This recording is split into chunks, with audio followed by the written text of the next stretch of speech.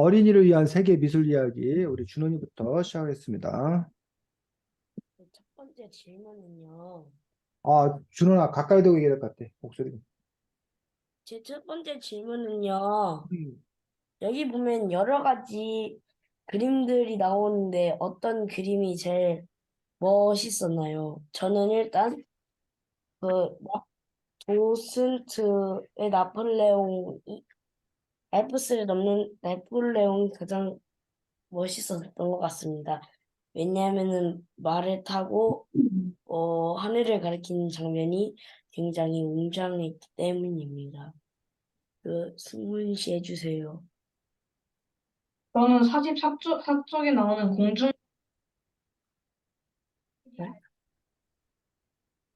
왜냐면 저는 이런 벽화를 좋아하고 이런 벽화를 많이 찾아보고 하기 때문에 이런 벽화를 제가 좋아하기 때문입니다. 선생님 해주세요. 네, 92쪽에 나오는 아폴로와 다프네 나는 조각사인데 이런 조각을 하기가 무척 어려운 걸로 알고 있는데 이런 대리석 조각을 한 그런 작품이 아름답고 멋졌습니다. 네. 제 두 번째 질문은 왜 작가가 어린이를 위한 세계 미술 이야기를 만들었는지입니다. 제부터 시작할게요. 예, 왜냐하면은 그 이 책이 여러 중간중간 보면은 그림을 그리는 비법이나 예를 들어서 명암 그런 게 있고 책의 유명한 그림들을 여기 이 책에 나오면서 설명해 주기 때문에 이렇게 제목을 지었던 것 같습니다. 승훈 씨 해주세요. 저도 여기에는 미술 작품들이 많이 나오고 미술 작품을 소개해주는 그런 다 그런 내용이기 때문에 제목을 이렇게 지었던 것 같습니다.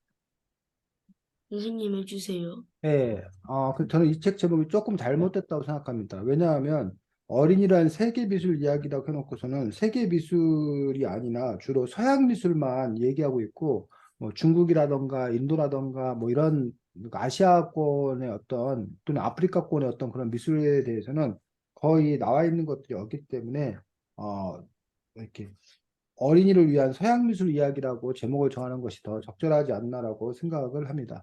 아, 다만 이제 어쨌든 우리나라가 아닌 한국이 아닌 세계 여러 나라의 미술의 유명한 화가들, 그다음에 뭐 이런 작품들, 그다음에 여러 가지 그 사조라고 그러는데 그 무슨 파 무슨 주의 이런 것들을 소개해주고 있기 때문에 설명하고 있기 때문에 그런 제목을 정했다고 생각합니다. 네, 다 했습니다. 네, 수고했습니다. 다음 수근이. 저는 한 개가 겹쳐가지고 한 개만 할게요. 음, 이 책에서 나온 인물들 중 가장 마음에 들었던 인물은 누구인가요? 저는 르 코르비지에라는 대머리 아저씨가 가장 마음에 들었습니다. 왜냐하면 저는 고대 메소포타미아에 대해 좀 관심이 있고 그 공중정원이라는 미술 작품을 알기 때문입니다. 준호 씨 해주세요. 저는 이름이 뭐였지? 오슨트? 자크 루이 다빈드라는 작가가 가장 좋습니다. 왜냐면 아까 말했듯이 그 나폴레옹을 웅장한 모습을 이렇게 섬세하게 잘 그렸기 때문에 자크 루이 다비드라는 작가가 가장 마음에 들었습니다. 네, 선생님 해주세요. 네, 저는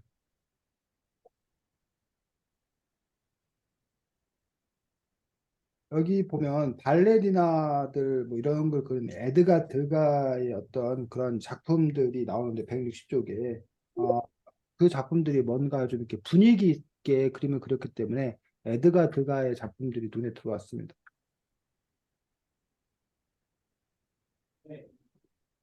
네, 전 여기까지 하도록 하겠습니다. 네, 수고했습니다. 그래서 지금 여기 보면 여러분들이 잘 알고 있는 그런 화가들도 있을 거고 처음 보는 그런 화가들도 있을 거라고 생각이 드는데 우선 여러분들이 차례를 한번 봐보겠습니다. 차례. 차례 폈어? 네. 잠깐만요. 네, 켰어요. 하여튼 뭐 고대부터 시작해갖고 원반 던지는 사람이라고 그 작품은 누구의 작품이라고? 네? 원반 던지는 사람이라는 작품을 만든 사람은 누구? 미론. 미론이라는 사람 선생님도 이 책 보고 처음 알았습니다. 그 다음에 고대에서 그 다음에 이른바 초기 르네상스 시대로 넘어와가지고 르네상스에 시작해가지고 동방박사의 경배라는 작품 해가지고 누구?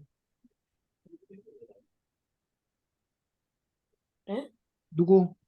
동방박사의 경배라는 작품을 그린 사람이 르네랑스예요? 르네상스의 시작 부분에서 동방박사의 경배라는 작품을 그린 사람이 누구냐고? 응? 파리파. 어? 아, 동방박사의 경배 그린 사람이 디본데. 누구냐고? 조토 디 본도네아 우리가 보통 줄여서 조토라고 얘기하는데 이 사람은 미술사에서 상당히 좀 이렇게 중요한 그런 역할을 해서 다른 책에도 좀 많이 나와 있는 사람입니다. 그 조토라는 사람에 대해서 여러분들이 기억할 필요가 있습니다. 그래서 우리가 이걸 책을 넘기면서 보는 게 낫겠다. 이 그림이 몇 쪽이냐면 18쪽이었어. 18쪽. 원래 본래의 작품은 조토 디 본도네라는 사람의 작품이고 그 다음에 24쪽 작품은 이 작품의 제목이 뭐야? 14쪽이요? 24쪽. 응? 24. 사자를 제압한 아, 길가메시의 조각상? 24쪽이? 네? 메도르 제다나. 메로드 재단합니다. 그린 사람은 로베르 캉팽. 노베르 캉팽이라는 화가입니다. 선생님이 이 사람도 역시 처음 봤습니다. 그러고 근데 나서 이제 르네상스 시대로 이제 들어가서 30쪽의 작품이 이거 저 책 다른 거예요? 그래? 이게 어린이라는 세계미술 이야기 다락원 작품 아니야? 승훈아? 네? 다락원 출판사. 헐리북 출판사. 너는 다른 출판사구나. 준원이는 봐봐. 어린이를 가락원. 준원이가 갖고 있는 책이 맞는데 승훈이가 저기 했네. 그럼 어떻게 네. 하지? 그럼 안 되겠다. 승훈아, 네가 갖고 있는 책이 뭐라고? 이 어린이를 위한 세계 미술 여행. 책 제목이 똑같네. 어린이라는 세계미술 여행이고, 세계미술 이야기 우리는. 너는 세계미술 여행이구나. 그럼 어떻게 되지? 잠깐만. 선생님하고 그러면 수업을, 음, 선생님 그 책이 어떤 책인지 잠깐만 찾아볼게. 어린이를 위한 세계 뭐라고? 미술 여행? 네.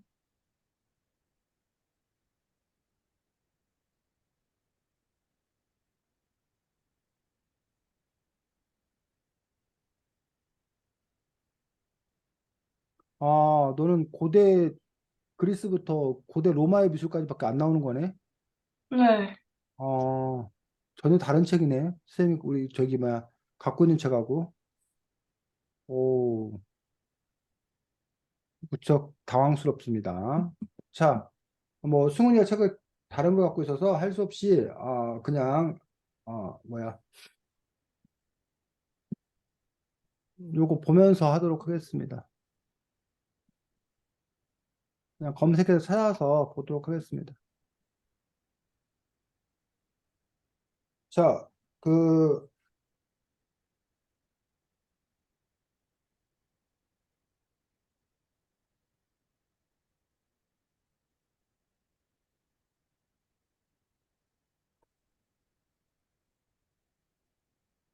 다음에 나온 작품이 그 르네상스 시대의 요 작품이야. 보여? 승훈아? 네. 요 작품이 뭐라고 제목이? 예수의 세계 프란체스카? 예수의 세례라는 작품이고 누가 그렸대? 준호나. 로, 피에로 엘라 프란체스카. 피에로 델라 프란체스카라는 사람이 그린 작품이 요 예수의 세례에서 예수 여기 중간에 쓴 사람이 예수님이지. 요 그한테 그 세례를 주는 요한인데 사도 요한이 세례를 주는 그러한 장면을 그린 작품들인 걸 볼 수가 있습니다. 자, 그 다음 작품이 36쪽이야. 36쪽의 작품이고, 작품은, 이 작품은 많이 봤지? 승훈아, 다른 데서도. 이 네? 작품 처음 봤어? 네, 많이 봤어요. 아, 이 작품의 제목이 비너스의 탄생? 비너스의 탄생이고, 준원이 누구 작품이라고? 안드로 보르첼리. 산드로 보티첼리라는 화가의 그러한 작품인 것들을 볼 수가 있습니다. 그래서 요게 이제 요게 전체 아까 그 일부분 보여준 거고 비너스의 탄생에서 그리스 로마 신화의 그 비너스가 어떻게 해서 탄생되는 것들을 이렇게 그림으로 표현한 그런 작품인 걸 볼 수 있습니다. 자, 그 다음에 42쪽에 아주 유명한 작품이지. 이 작품 오, 뭐야? 모나리, 모나리자고 누가 그린 작품이야? 레오나르도 다빈치. 레오나르도 다빈치가 그린 작품입니다. 모나리자. 그 다음에 이 작품도 유명한 조각 작품입니다. 이 작품이 아주 유명한 조각 작품인데 제목이 뭐? 48쪽, 49쪽 준호나. 피에타? 피에타라는 작품이고 누가 만든 거야? 미켈란젤로 보르. 미켈란젤로 부오나로티인데 보통 우리가 뭐라고 불러? 미켈란젤로. 미켈란젤로라는 아주 유명한 화가 조각가이고 화가고 여러분들이 그 아까 그 앞에서 봤던 네오라르도 다빈치하고 그 시대에 아주 유명했던 그런 인물입니다. 그 다음에 몇 쪽이야? 57쪽? 이 작품. 이 작품이 뭐야? 몇 쪽이에요? 다음에 창조? 54쪽. 아담의 창조고 이것도 누가 그린 작품? 미켈란젤로? 미켈란젤로가 그린 작품이 아까 그 작품과 피에타라는 조각상과 마찬가지로 이 아담의 창조도 미켈란젤로가 그린 거고 이거는 여러분들이 그 로마에 가면 그 바시칸에 시스티나 성당이 있어. 그 시스티나 성당에 천정에 그려져 있는 그 그림이야. 시스티나 성당 천정에 그려져 있는 그런 그림에서 아담의 창조는 아주 유명한 작품인 것들을 볼 수가 있습니다. 자, 그리고 나서 여러분들이 이제는 르네상스 시대의 작품을 지금 여러분들이 계속 보고 있습니다. 그 다음 작품이 60쪽입니다. 이 작품도 여러분들 많이 봤을 것 같아. 그,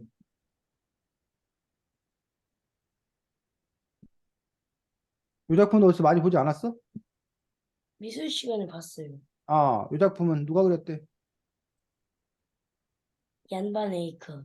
얀반 에이크라는 화가가 그렸고, 요 그림 같은 경우 특별히 여기 이게 거울인데, 이 거울에 보면 요 그림 그린 사람 상대 반대편이 이렇게 비치는 그런 그림을 또 이렇게 그리는 그런 특징을 갖고 있는 작품들이기도 합니다. 그 다음에 66조.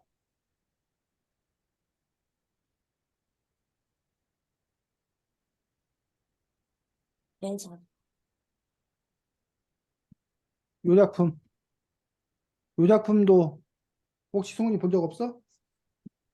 좀 한 번도 못 봤는데요. 요 작품 제목이 뭐라고 준호나? 대사들이요. 대사들이라서 지금 이렇게 외교관. 각국의 대사들이 파견되어 있는데 외교관. 요 대사들을 그린 작품이고 누가 그린 작품? 한스 올바인. 한스 홀바인이 그린 그러한 작품인 것들을 볼 수가 있습니다. 그 다음에 72쪽.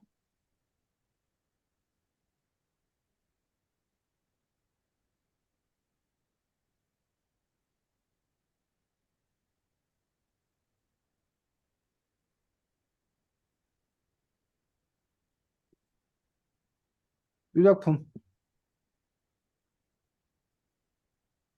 그 제목이 네덜란드 속담이라는 그러한 건데, 이걸 그린 화가는 누구? 72쪽, 준호나. 페트를 V를. 페테르 브리헬이라는 그 화가가 그린 작품인데 이 작품 같은 경우는 마치 우리가 숨은 그림 찾기를 할 수 있듯이 여러 그 안에 있는 숨은 그림 찾기 하듯이 여러 그 그림이 있는 것들 볼 수 있습니다. 똥 싸는 애들도 있고 뭐 돼지 앞에 장미 던지는 것도 있고 뭐 이런 식으로 요 안에 그 여러 가지 속담을 담아가지고 요 그림을 표현한 작품이라고 합니다. 네덜란드의 속담을 표현한 작품. 자, 그 다음에 음, 쌤 이 작품 보고 좀 깜짝 놀랐는데 이런 작품도 있습니다. 혹시 이 작품 본 적 있어? 네, 이 작품 제목이 뭐야? 어, 베르트누스? 베르툼 누스고 준원이 누가 그렸대? 준원아? 네? 누가 그랬어? 아, 그 몇 쪽이에요? 야, 네가 쭉쭉 넘겨보면 되지. 81쪽 아, 차례차례 그린 작품 다 보고 있잖아. 85쪽이요? 81쪽 아, 주세대 아르침볼드. 주세페 아르침볼도 이름이 되게 어렵습니다. 이 화가의 특징은 뭐야? 얼굴이었다. 과일로 그림을 그치, 그렸어요. 과일과 채소를 이용해서 사람을 그렸다는 것들이 이 작가의 아주 가장 중요한 특징인 것들을 볼 수가 있습니다. 자, 그 다음에 이제 여러분들이 바로크 미술로 넘어가가지고 조금 아까 이 작품은 그러니까 매너리즘 시대라고 얘기하고 있고 그 다음 이제 바로크 시대로 넘어가서 어,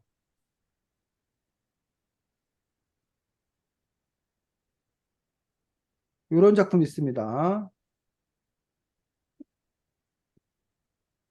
이런 작품이 있는데 제목이 엠마오의 저녁 식사? 엠마의 저녁 시간 작품이고 누가 그린 거야? 준호나? 미켈란젤로 메르시 다 카라바조. 이름 되게 길어. 미켈란젤로 메디시 다 카라바조라고 해서 이 미켈란젤로는 아까 그 미켈란젤로는 아닙니다. 네? 달라요? 아까 미켈란젤로는 아니야. 아까 미켈란젤로하고는 요 사람하고는 다른 사람. 아까 미켈란젤로는 미켈란젤로 부오나로티고 이 사람은 미켈란젤로 뭐라고?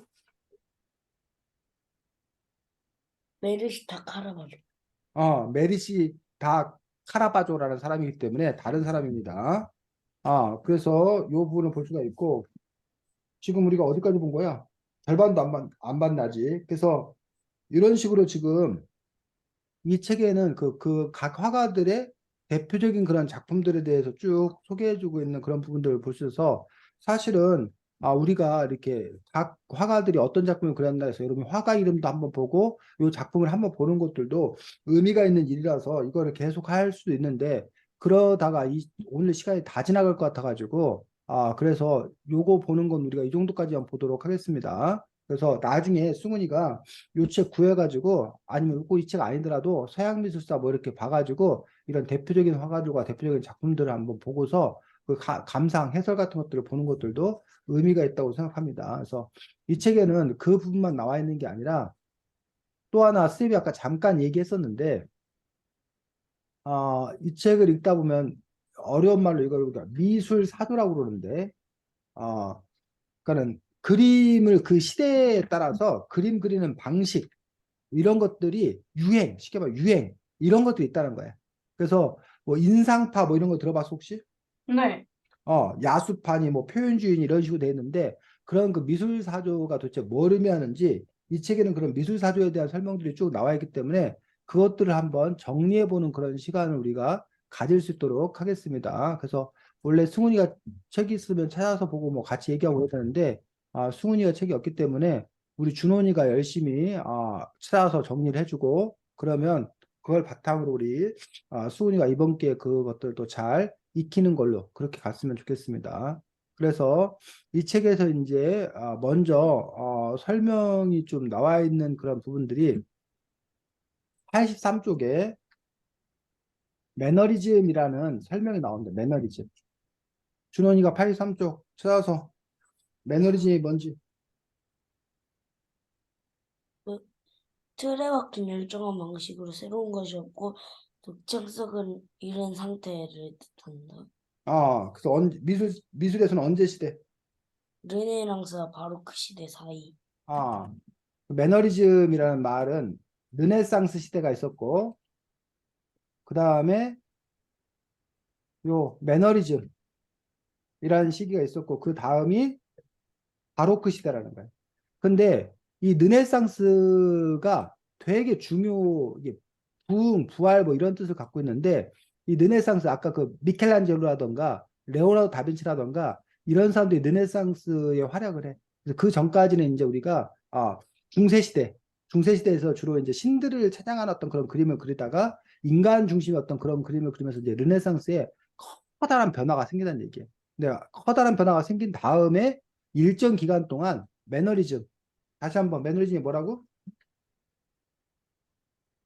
또래받기 일정한 방식으로 새로운 것이 모든 살리는 것.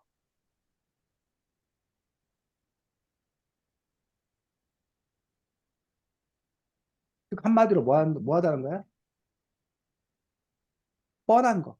이런 걸 보고 우리가 뭐야? 매너리즘이라고 그래서. 그래서 우리가 매너리즘에 빠졌다. 그 말은 이 미술에만 쓰는 게 아니라 일상적으로도 많이 써요. 매너리즘에 빠져가지고. 승훈이하고 준원이가 매너리즘에 빠져가지고 맨날 뭐 독서교실 수업할 때 되면 인상 깊은 건 뭐예요? 좋은 건 뭐예요? 뭐 이런 식으로 뭘 새로운 거, 뭐 특별한 걸 해볼 생각을 하지 않고 틀에 박혀서 늘 일정한 방식으로만 하더라. 그런 걸 보고 우리가 뭐 했다? 매너리즘에 빠졌다라고 하는데 그 미술 그 사조란 부분에서 르네상스 이후에 뭔가 새로운 것들을 시도하지 아니하고 그냥 늘 뻔하게 있는 상태를 보고 매너리즘이라고 얘기하는데 이 매너리즘의 대표적인 화가가 아까 봤던 그 베르툼루스라는 거야. 주세페 아르침볼도가 그린 그런 작품이라는 거야. 근데 아까 수재님은 좀 이해가 안 돼, 솔직히. 왜냐면 이 사람이 과일이나 채소 같은 걸 이용해 갖고 그림을 그렸잖아. 그런 생각을 한 번도 해본 적이 없는데 그 사람이 그렇게 되게 창의적으로 그런 생각을 했다. 근데 이게 왜 매너리즘에 빠졌다고 하는 거지? 라고 사실 쌤 입장에서는 잘 이해가 안 되는데 어쨌든 간에 요 그 르네상스 시기 이후에 그 이 주세페 아르침볼도가 그 활동하던 그 시기에 그 화가들이 어떤 뚜렷한 발전, 특별한 발전이 없었기 때문에 요 시기를 우리가 매너리즘 시기라고 얘기를 한다는 거야. 이해가 승훈아? 네. 준호이도 됐어? 네, 아, 그 다음에 이제 바로 바로크 시대 미술의 특징이 나옵니다. 자, 바로크 시대의 미술의 특징에 대해서 몇 쪽이냐면 95쪽인가?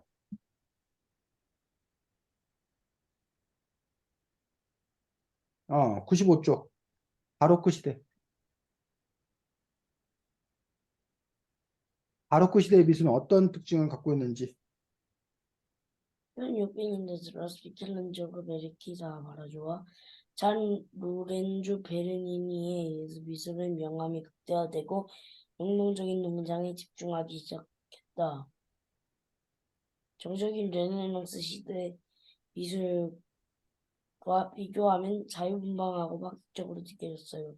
하지만 1800년대 때까지만 해도 남다른 르네상스 시대를 미술을 최고로 여겼어요. 그래서 이 시기를 일그러진 진주라는 그 뜻의 바로크로 불렀어요. 자, 준원이는 지금 열심히 뭐 한 거야? 설명? 읽어준 거야. 나 글 잘 읽어요. 책 잘 읽어요 하고 읽어준 건데, 선생님은 저렇게 열심히 읽어줄 걸 원하지 않습니다. 자, 아, 여러분들이 열심히 읽을 게 아니라, 그래서 결국 바로크 미술에는 어떤 특징을 갖고 있다는 거예요? 일그러진 진주. 그건 뜻이. 바로크의 낱말 뜻, 말뜻은 일그러진 진주라는 거야. 말뜻은. 근데 그 바로크 미술은 어떤 특징? 아까 매너리즘은 틀에 박혀서 늘 뻔한 거. 이걸 매너리즘 시대라고 했어. 그 바로크 시대는 자유분방하고 명암이 뭐 파격적. 됐다? 극대화되었다. 명암이 뭔지 알아 몰라? 명함, 네, 알아요. 뭐야? 그 뭐 검정색이랑 밝기? 그치. 밝고 어둠의 정도가 극대화됐다. 그 다음에 역동적인 동작에 뭐 했다? 집중. 역동적이다는 거. 그 움직임이 힘찼다는 거야. 그 다음에 자유분방하고 뭐였다? 파격적이었다. 이게 무슨 시대 미술의 특징이라고? 바로 바로크 시대의 미술의 특징이었다. 어? 명암이 극대화되고 밝고 어두운 게 극대화되고 역동적인 동작, 그 힘찬 움직임. 그래서 그러다 보니 자유분방하고 그 전에 이런 틀에 박힌 게 아니라 파격적이었다는 거예요. 이게 바로크 미술의 특징이라는 거예요. 그런데 사람들은 이 르네상스 미술을 더 뭐 했기 때문에 좋아했기 때문에 이렇게 막 자유분방하고 파격적인 게 오히려 싫었다는 거야. 그래서 르네상스가 진주라면 바로크는 그 진주가 뭐 한 거다? 일그러진 거? 일그러진 거다. 깨진 거다. 진주 망쳐놨다. 라고 그 당시에는 생각을 했다는 거야. 그 당시에는. 그래서 이름을 일그러진 진주라고 정했다는 거야. 바로크라고 정했다는 거야. 이해가? 네. 네. 지금도 바로크 양식이라고 뭐 건축이나 이런데 미술 이런데 여러분들 뭐 집 그 리모델링 이런 거 할 때 나 바로크 양식으로 꾸미겠어요. 이렇게 해서 그 바로크 양식이라는 것들이 지금도 이렇게 쓰이는 것들을 볼 수가 있습니다. 자, 바로크 시대 그 다음이 쭉 넘어가서 로코코가 나옵니다. 로코코 시대 113쪽에. 자, 113쪽 읽어보고 역시 마찬가지로 이렇게 막 그걸 다 읽어주는 게 아니라 로코코 시대 미술의 특징만을 딱 뽑아갖고 얘기를 하라고. 음, 준원이가. 승훈이를 위해서. 부드러우며 화려한 색을 사용했다. 자, 로코코 시대에는 그렇지. 밝고, 아이고, 헐.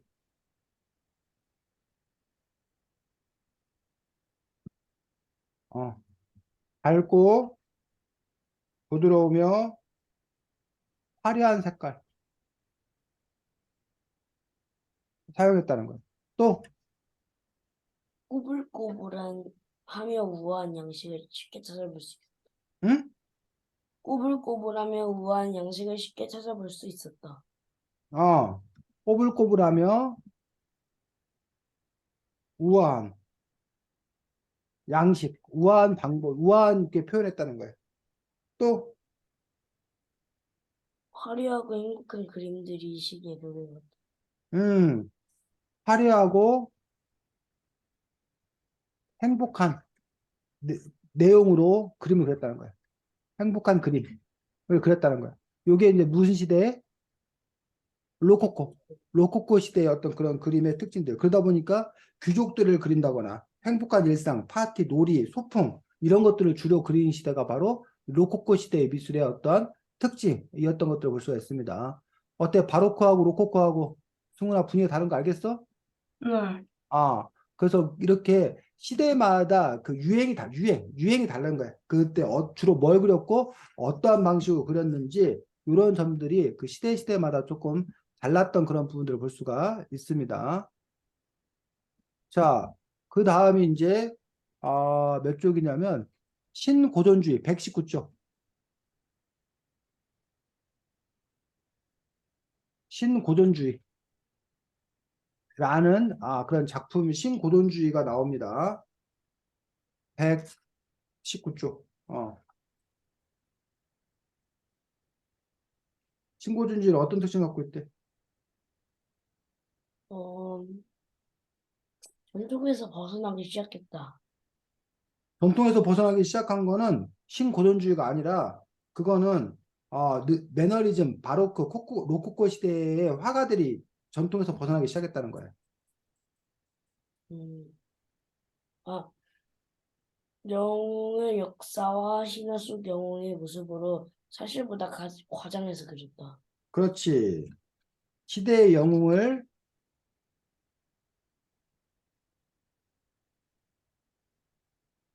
역사와 신화 속 영웅의 모습으로 사실보다 과장해서 그렸다. 또 그 전에 신고전주의는 어, 오직 귀족만의 미술 시대를 겪으며 당시 젊은 화가들은 그런 미술이 타락했다 생각했다. 그거는 이제 신고전주의 사람들이 이 로코코나 바로크 이런 미술을 안 좋아한 거야. 그건 타락한 미술, 귀족들 그렇게 되면 타락했다고 생각한 거예요. 그러면서 이제 그런 것들이 뭐냐면 르네상스 미술과 환경, 신화, 역사적 사건 등 고전적 내용을 미술 작품에 담아 사회를 비판했다.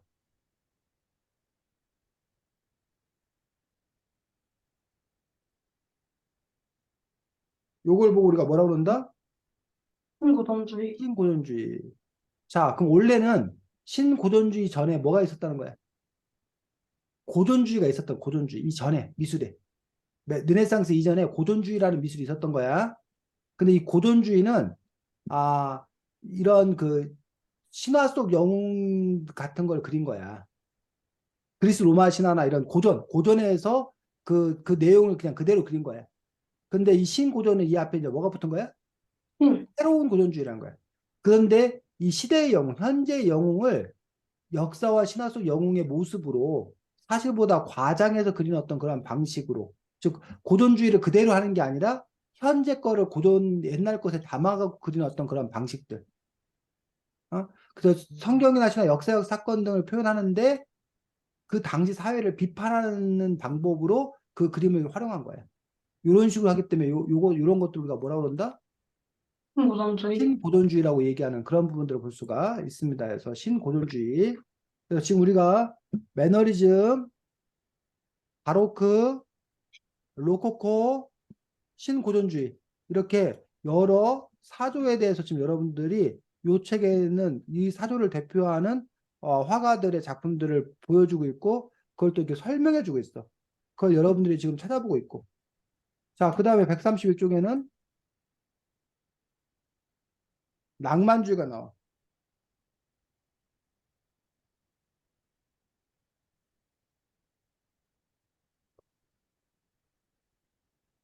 낭만주의라. 어, 상당히 무섭고 때로는 기괴스럽기도 하다. 음, 왜? 그게 낭만을 그려서?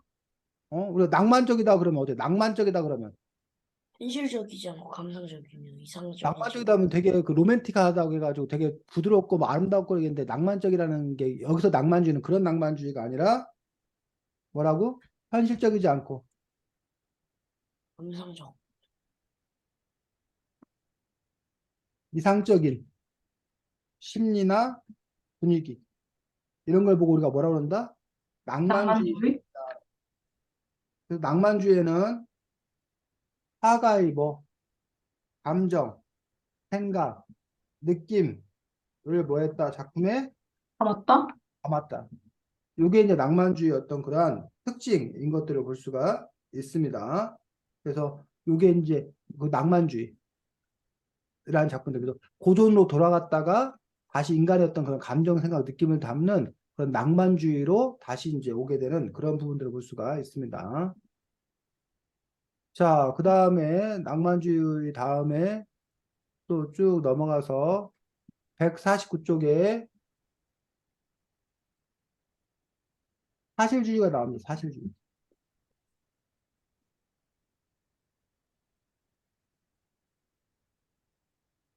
149쪽에 사실주의.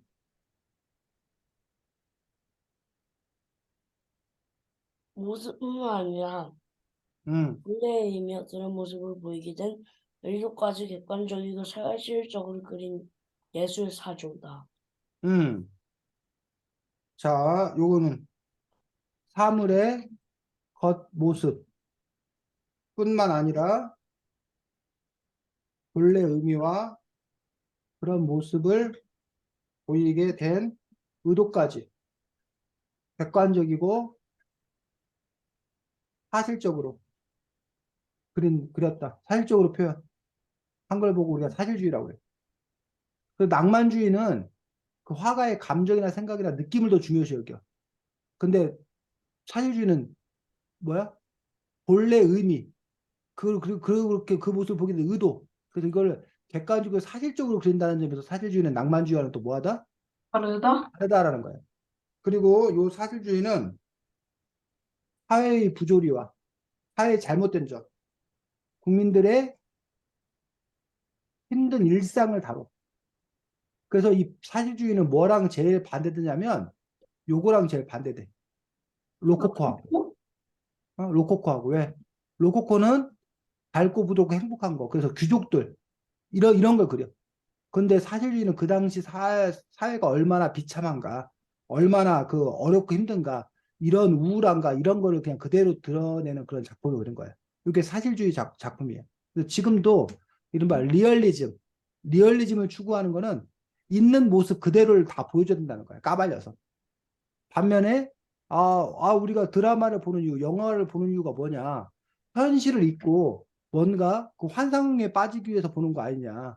뭔가 멋진 걸 보기 위한 거 아니냐라고 하기 때문에 이런 사실주의보다 다른 로코코의 어떤 그런 방식이라던가 아니면 낭만적인 낭만주의라던가 이런 걸 더 좋아하는 사람이 있다는 얘기예요. 어때? 승훈이나 준원이는 영화 같은 걸 볼 때 현실의 어떤 그런 문제를 적나라하게 사실적으로 보여주는 그런 작품이 더 좋아? 아니면 뭔가 막 그 뭐야, 그 꿈이 이루어질 것 같은 SF라던가 뭐 그 현실에서 실현 불가능한 그런 걸 어떻게 아름답고 멋지게 그린 작품이 더 좋아? 어때? 취향이 어때? 준원이는? 현실적이지 않은 거예요. 현실적이지 않은 거가 더 좋다? 왜? 네. 그게 더 약간 좀 흥미진진해서요. 승훈이는? 저는 현실적인 거. 왜? 그냥 현실적인 거 해야지 이제 공감이 되니까. 음, 그런 점에서 이제 똑같은 그 작품을 보더라도 이렇게 사실적이고 현실적인 작품을 더 좋아하는 사람이 있는가 하면 아까 말한 대로 뭐 사실이 현실이야. 우리 일상에서 맨날 보는 걸 그걸 뭘 또 TV로 또 뭐하러 더 봐. 영화로 뭐하러 봐. 현실에서 이루어질 수 없는 뭔가를 봐야지. 라고 준호이 같은 사람은 주장하는 거고 승훈이는 그런 귀신 씨나라 까먹는 이루어지도 않은 그런 얘기를 뭐하러 봐. 우리 현실의 이야기를 보면서 현실의 문제를 고민하고 해결책을 찾아가야지. 공감해야지. 뭐 이런 식으로 이제 또 이게 사람들마다 그런 성향이 또 이렇게 많이 다른 것들을 볼 수가 있습니다. 자, 그다음 155쪽에 인상주의가 나옵니다. 인상주의.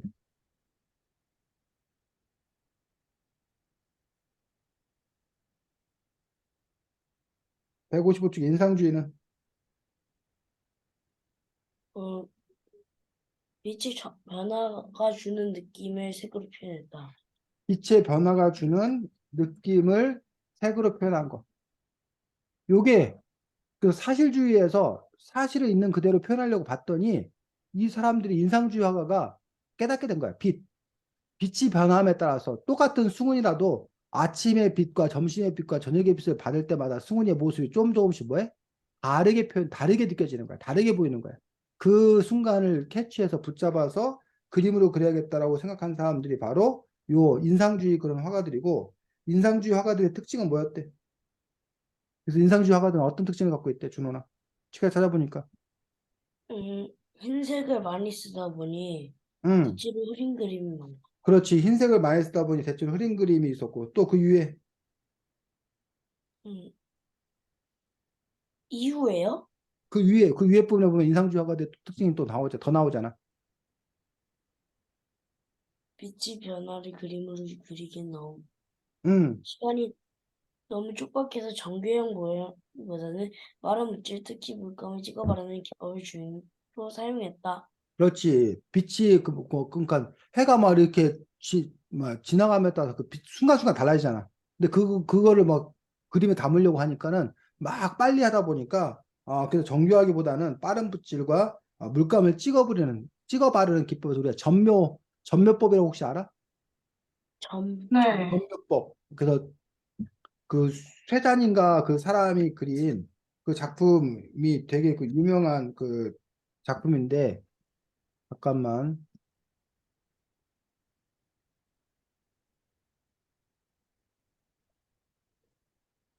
쇠잔이 맞나?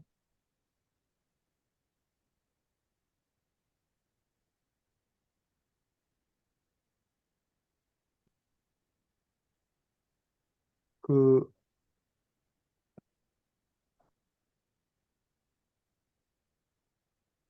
쇠라구나, 쇠라. 요런 작품들, 요런 작품들인데 이게 지금 보면은 그림을 이렇게 그린 것 같잖아. 근데 이걸 가까이 가서 보면 사실 이거 다 뭘 찍어 놓은 거라는 거야. 음? 점을 이렇게 찍어가지고 이렇게 표현을 했던 그런 작품이라는 거예요. 이런 작품들이 다 사실은 그림이 아니라 점을 찍어서 표현한 그런 작품들이라는 거예요. 사실 가까이서 보면. 나 이런 걸 보고, 노가다예요. 어? 나 노가다예요. 뭐라고? 해봤어요. 해봤어, 전묘법을. 아, 네. 이런 게 이제 다 전묘법 작품들이라는 거예요. 점을 찍어서 이렇게 이제 뭐 그림을 표현했던 어떤 그런 부분들 있는데, 쉐라, 조르주 쉐라라는 사람이 이게 전묘법으로 이 그림들을 표현한 그런 유명한 화가라고 합니다. 그래서 인상주의 화가들 중에 바로 이런 전묘법을 통해서 표현한 그런 화가들도 있습니다. 자, 인상주의 다음에 그 다음에 이제 나오는 게 173쪽에 인상주의인데 후기 인상주의라는 게 있어. 인상주의 중에서도 뒤에 이제 후기 인상주의라는 게 173쪽에 어떤 특징이 있대?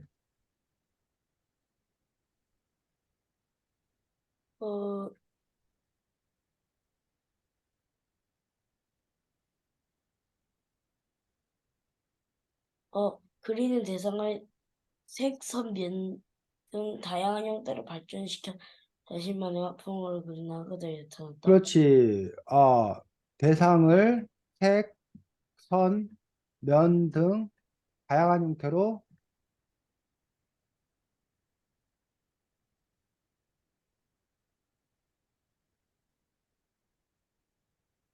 선생님 이게 무슨 뜻인지 선생님도 사실 잘 모르겠습니다.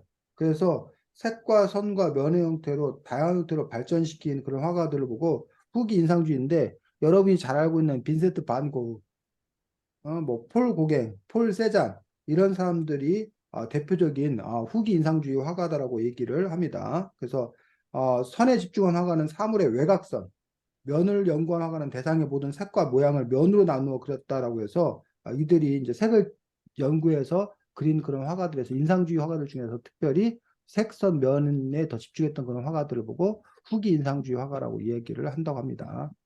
자, 그 다음에 185쪽에 표현주의가 나와요. 표현주의. 표현주의나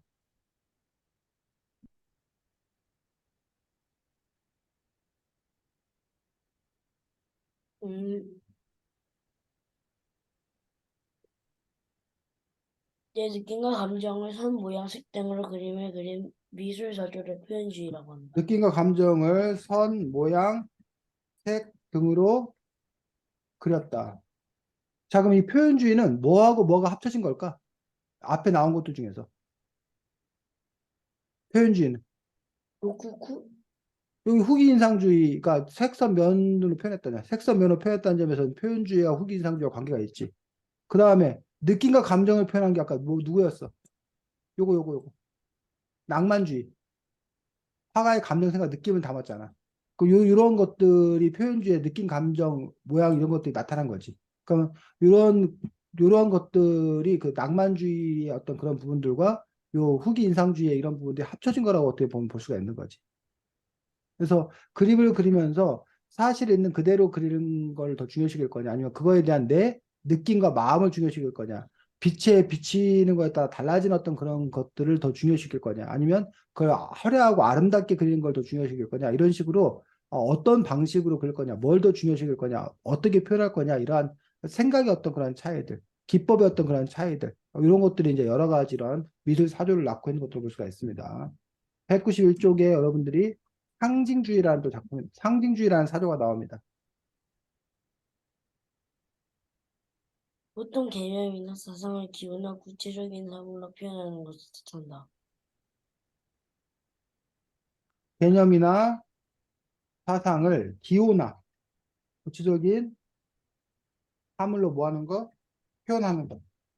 이런 걸 보고 이제 우리가 상징주의라고 얘기하고 있는 것들을 볼 수가 있습니다. 그래서 사람의 내면의 상상, 감각처럼 보이지 않는 세상을 자신의 주관적인 방식으로 기호와 사물로 표현하는 것, 이걸 보고 이제 상징주의라고 얘기하고 있고, 그래서 이제 그 화가가 그 작품을 통해서 뭐를 의미하고 있는 건가라고 말하지 않으면 사실은 알 수 없는 어떤 그런 부분을 볼 수 있는데 그 상징주의의 화가들 중에 대표적인 화가가 어 잠깐만 이 작품 혹시 본 적 있나 모르겠네. 승훈이는 아마 이 작품을 많이 보지 않았을까 싶은데 뭐죠? 이 작품 네, 많이 봤어요. 아 그 이 클린트가 이게 어느 나라 사람이더라? 어쨌든 요 작품 책에서 봤지 준호나? 그 미술책에서 본 것 같아요. 이 작품이 되게 유명한 그림이야. 클린트의 키스라는 작품인데 구스타프 클림트라는 사람의 어떤 그러한 작품인데 쌤도 요걸 몰랐다가 어느 나라로 여행을 갔었는데 이 작품이 너무 많이 걸려져 있는 거야. 그래가지고 근데 오스트리아 준 네, 오스트리아에 있었지? 네. 오스트리아의 어떤 뭐 호텔이나 뭐 이런 데 이 작품이 너무 많이 걸려 있는 거야. 근데 아마 이 구스타프 클림트가 오스트리아 사람일 거야. 이 사람이. 그래서 이 사람의 작품이 다 이런 식의 어떤 그러한 작품인 것들을 볼 수가 있고 오스트리아 빈에서 활동했던 그러한 사람이라고 봅니다. 그래서 지금 어, 상징주의까지 우리가 같이 봤지? 네. 자, 그 다음에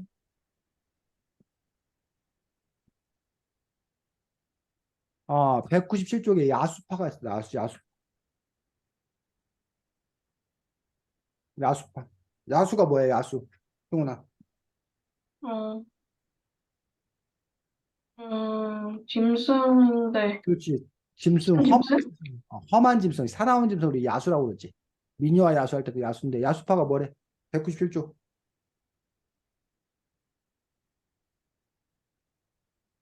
어, 뭐예요? 아, 그것도 준호나. 파예요? 마치 야수처럼 강하게 느껴지는 화풍의 세조. 강렬한 원색, 빨간색, 파란색, 강렬한 원색을 사용하고, 짙은 외곽선이 마치 뭐와 같아서 야수처럼 강하게 느껴지는 화풍을 보고 우리가 뭐라 그런다?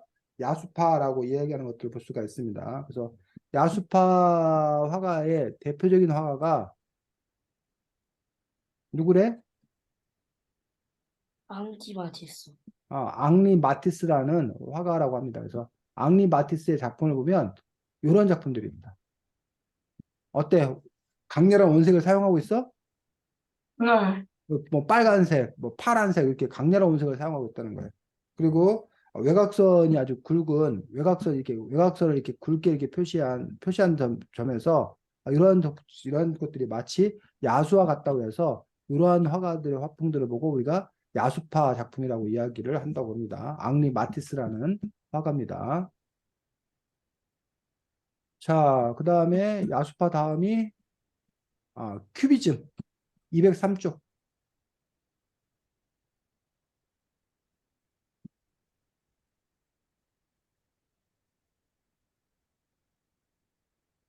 자, 큐비즘이 뭐래?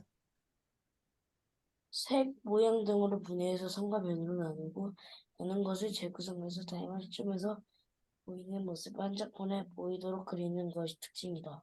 음, 그래서 어, 색, 모양 등으로 뭐해서 분해해서 선과 면으로 나누고 나눈 것을 재구성한 작품. 큐비즘이라면 우리가 잘 모르는데 사실 여러분 큐비즘은 잘 알고 있습니다. 다른 말로는 큐비즘을 다른 말로 뭐라고 그러는데 어, 준호나 큐브, 큐비즘을 다른 말로 뭐라고 그래? 큐브, 아니지 큐브에서 파생된 말로 우리나라 말로 뭐라고 그러는데 입체주의, 입체주의란 말 들어보지 않았어? 대표적인 사람 누구? 뭔가? 어? 피카소인가요? 그렇지. 파블로 누구지? 피카소가 바로 이 큐비즘 입체파 작품의 대표적인 어떤 그런 부분이어서 너희들 이런 작품 많이 봤을 거 아니야. 이런 작품 많이 봤을 거 아니야. 네. 어, 이런 작품. 이런 작품이 다 파블로 피카소가 이렇게 색선 면을 나눠가지고 재구성한 어떤 이런 작품들. 그래서 누구는 이게 무슨 작품이야, 애들 장난친 거 아니야 라고 하는 어떤 그런 부분들인데, 요게 이제 새로운 어떤 그런 큐비즘, 입체파의 어떤 그런 사조로서 이런 작품들이 상당히 유명한 어떤 그런 부분들을 볼 수가 있습니다. 뭐 아비듐의 처녀들이라던가 뭐 만돌리 만든 소녀라던가, 특히 이제 파블로 피카소의 작품들 중에서 이 책에 소개되어 있고 유명한 작품이 베르니카라는 이 작품. 혹시 이 작품 본 적 있어? 아니요. 이런 작품에서 전쟁의 어떤 그런 그 비극 이런 것들을 표현하고 있는 어떤 이런 작품이 게르니카라는 아주 유명한 그런 작품인 것들을 볼 수가 있습니다. 요 분이 이제 피카소, 사진이 이제 파블로 피카소라는 그 흔히 천재화가로 알려진 그 분인데, 요 분이 이제 바로 큐비즘, 입체주의 화가의 대표적인 그런 화가인 것들을 볼 수가 있습니다. 자, 그 다음에 215쪽 초현실주의.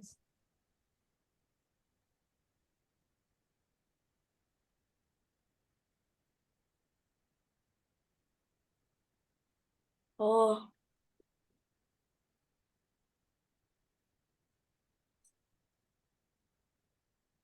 뭐래? 내면과 꿈에 대해서 그리기. 인간의 내면과 꿈에 대해서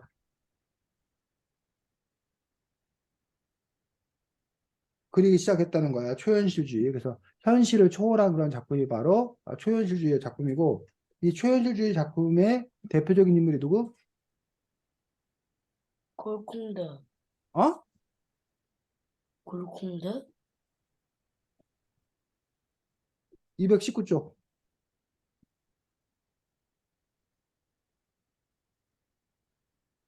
실바도르 달리? 살바도 달리라는 그 화가의 작품입니다. 요게 이제, 요게 살바도 달리였던 이런 작품이에요. 이런 작품들. 어? 이런 작품들이 초현실주의 어떤 그런 작품들이라고 이야기를 하고 있습니다. 요런 작품들. 어? 요거 보니까 어때? 이게 뭐야? 시계. 시계인데 시계가 지금 어떻게 돼 있어? 구부러졌어요. 일그러져 있고 막 이러잖아. 그 현실 속 수 있어 없는 어떤 그러한 부분들. 이게 이런 게 살바르도 달리의 이러한 작품이라는 거야. 이런 작품들. 이런 작품들을 살바르도 달리가 그린 이런 작품들. 초현실주의 작품들. 왜 초현실주의라는지 느낌이 와? 요 사람이 이제 살바르도 달리. 고양이 안고 있는 거야, 뭐야? 여기 살바도 달리의 부부, 살바도 달리라는 사람이에요, 이 사람이. 사진을 또 이렇게 찍어놨네. 아, 수염이 저렇게 날 수가 있나? 아? 수염이 저렇게 날 수가 있어요? 그렇게 말이야. 수험을 일부러 이렇게 찍었는지. 자, 그 다음에 239쪽에 지방주의.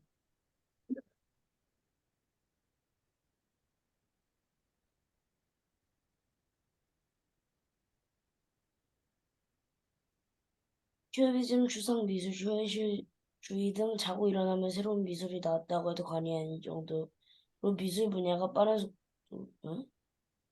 지방주의가 뭐라는 거야? 오,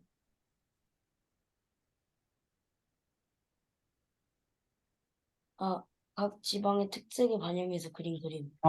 각 지방의 특색을 반영해서 그린 그림을 보고 우리가 지방주의라는 얘기. 그러면 승훈이가 지방주의 화가면 승훈이는 주로 어디 그림을 그리는 거야? 세종시, 세종시를 배경으로 한 그런 작품을 제일 그리는 거야. 준원이는 대전? 대전을 중심으로 한 그런 작품을 그리는 거야. 그런 게 이제 뭐야? 우리가 지방주의의 어떤 그런 특색이다는 거예요. 현대 들어서. 그래서 요거 말고도 이제 뭐 팝 아트도 있고 뭐 등등 여러 가지 어떤 그런 부분들이 있는데, 어쨌든 지금 우리가 다는 살펴보지 않았지만 중요하게 뭐 살펴본 거 우리 같이 다시 한번 보겠습니다. 첫 번째 뭐? 매너리즘, 매너리즘. 두 번째 바로크, 바로크. 세 번째 로코코, 로코코. 네 번째 신구성주의, 고전주의. 다섯 번째 낭만주의, 낭만주의, 낭만주의. 사실주의, 사실주의. 인상주의, 인상주의, 이상주의. 후기 인상주의, 그 다음에 표현주의, 표현주의, 상징주의, 상징주의, 야수파, 어, 큐비즘, 입체주의, 초현실주의, 지방주의. 지방주의. 요게 이제 미술사에서 대표적이었던 그런 사조고, 여러분이 나중에 미술 시간도 이렇게 배울 거고, 또 이제 어쨌든 여러분들이, 이게 어느 시대의 작품이다라는 것도 알면 어쨌든 전체적인 큰 틀에서 이해하기가 좀 쉽기 때문에, 우리가 이 책을 보는 방법이 사실은 미술 작품 하나하나를 잘 감상하는 게 사실은 제일 중요한 어떤 그런 부분들이고, 화가들에 대해서 알아보고 이것들이 더 중요한데, 어쨌든 이 책을 통해서 우리는 지금 주로 그 미술 사조를 뽑아가지고 정리해보는 이런 활동을 하는 것들도 의미 있다고 판단이 되어서 수제마고는 지금 이런 작업을 함께 해보았습니다. 승훈이는 여기 여러 가지 이런 미술 사조 중에서 가장 흥미로운 건 뭐였어? 어느 미술 사조가 가장 흥미로워? 하나만 고른다면. 저는 큐비즘. 큐비즘, 입체주의가 가장 흥미롭고. 우리 준원이는 그 약간 시계가 구부러져 있던 거 뭐였죠? 초현실주의, 초현실주의요.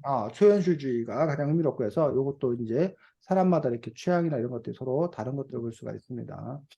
자, 잠깐만. 다음 주에는